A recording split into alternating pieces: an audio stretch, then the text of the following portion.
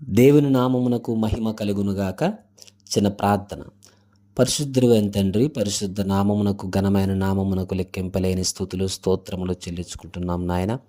గడిచిన దినమంతా కూడా మీ కృపలో మమ్మల్ని భద్రపరిచి మరొక రోజు అనుగ్రహించడం మీ స్తోత్రాలు. ఈ సమయంలో వాక్యము ధ్యానిస్తుండగా నీ వాక్కు ద్వారా మాతో మీరు మాట్లాడండి. వాక్యం ఇంట్లో బిడ్డలను బలపరిచి ఆశీర్వదించమని సమస్త మహిమ ఘనత ప్రభావం మీకు ఆరోపిస్తూ యేసుక్రీస్తు వారి నామం ఈ ప్రార్థనని వేడుకొంచున్నాము తండ్రి, ఆమెన్.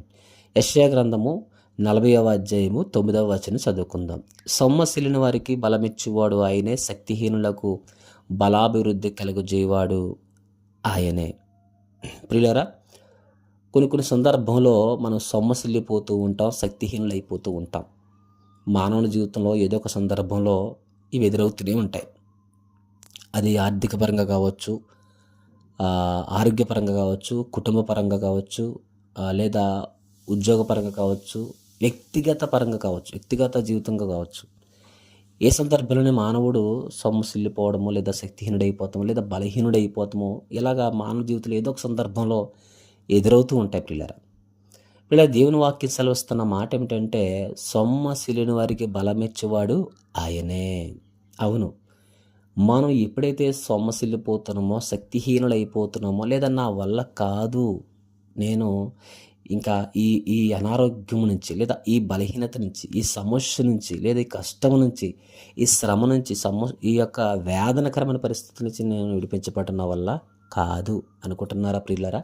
దేవుని వాక్యం మనతో మాట్లాడుతున్న మాట ఏంటంటే, సొమ్మసిలిన వారికి బలమిచ్చేవాడు ఆయనే. ఎందుకంటే ఆయన బలవంతుడైన దేవుని మనం విశ్వసిస్తున్నాం కనుక. అందుకనే బైబిల్లో మాట్లాడి, లోకంలో ఉన్నవాడి కంటే నీలో ఉన్నవాడు గొప్పవాడని వాక్యం సెలవిస్తుంది. అవును, లోకంలో ఉన్నవాడు కంటే మనలో ఉన్నవాడు గొప్పవాడు కనుక. మనలో ఉన్న దేవుని బట్టి, దేవుని యొక్క యొక్క శక్తిని బట్టి మనం ధైర్యం ఉండాలి ప్రియులారా.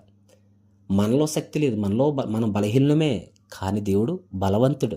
అందుకనే పౌలు గారు ఒక మాట అంటారు, నేను ఎప్పుడు బలహీనో అప్పుడే బలవంతుడు. ఎందుకంటే బలవంతుడైన దేవుడి మీద పౌలు గారు మరి విశ్వాసం ఉంచారు, లక్ష్యం ఉంచారు.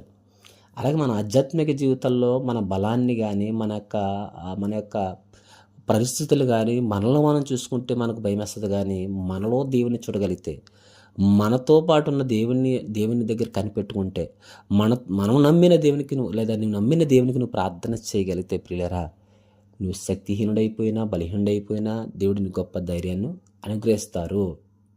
ఇక్కడ రాయబడిన మాట ఏంటంటే, సొమ్మసిలిన వారికి బలమిచ్చేవాడు ఆయనే, శక్తిహీనులకు బలాభివృద్ధి కలుగజేవాడు ఆయనే.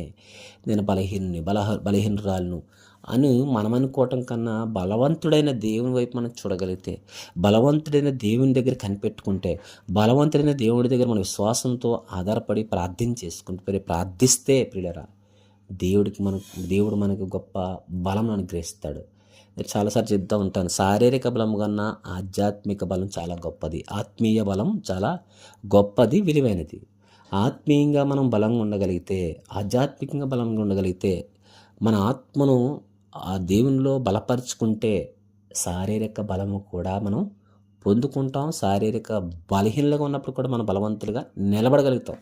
మన బలహీనలైనప్పుడు కూడా, ఎందుకంటే మనలో ఉన్న దేవుడు బలవంతుడు కనుక, ఆ బలాన్ని బట్టి మనం ఎటువంటి ప్రతికూల పరిస్థితులు ఎదురైనప్పుడు కూడా మనం బలంగా ఉండగలుగుతాం.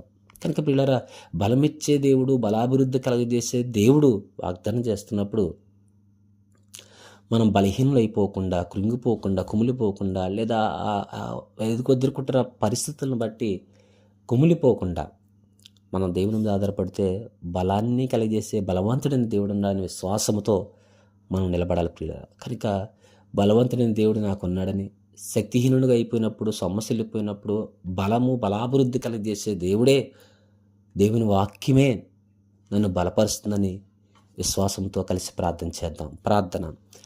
మహాపరిశుద్ధుడు, మహోన్నతుడు, మహాగణుడు అయిన పరలోకమందున్న మా తండ్రి, మీ ఘనమైన నామమునకు, శ్రేష్టమైన నామమునకు వందనాలు, స్తుతులు, స్తోత్రాలు చెల్లించుకుంటున్నాం ప్రభువా. ఎందరైతే బలహీనంగా ఉన్నారో బలపరచండి ప్రభువా. బలహీన తండ్రి, సొమ్మసిలిన వారికి బలమిచ్చువాడు ఆయన, శక్తిహీనులకు బలాభివృద్ధి కలగజేసేవాడు ఆయనే అని లేఖనం సెలవిస్తుంది. అవును తండ్రి, మాకు బలమును బలాభివృద్ధి కలగజేసేవాడు దేవా, మీకు వందనాలు చెల్లించుకుంటున్నాం ప్రభా. ఎందరైతే అనారోగ్యాలతో బాధపడుతున్న స్వస్థపరచండి, ఎందరైతే బలహీనంగా బలపరచండి ప్రభా.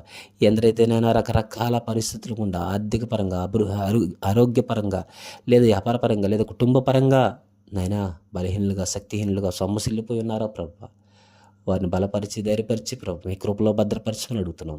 ఎందరైతే మమ్మల్ని ప్రార్థన అవసరం అడిగారు ప్రార్థన అవసరం లోపల దయచేయమని యేసుక్రీస్తు వారి నామమున ఈ ప్రార్థన వేడుకొంచున్నాం తండ్రి. ఆమేన్.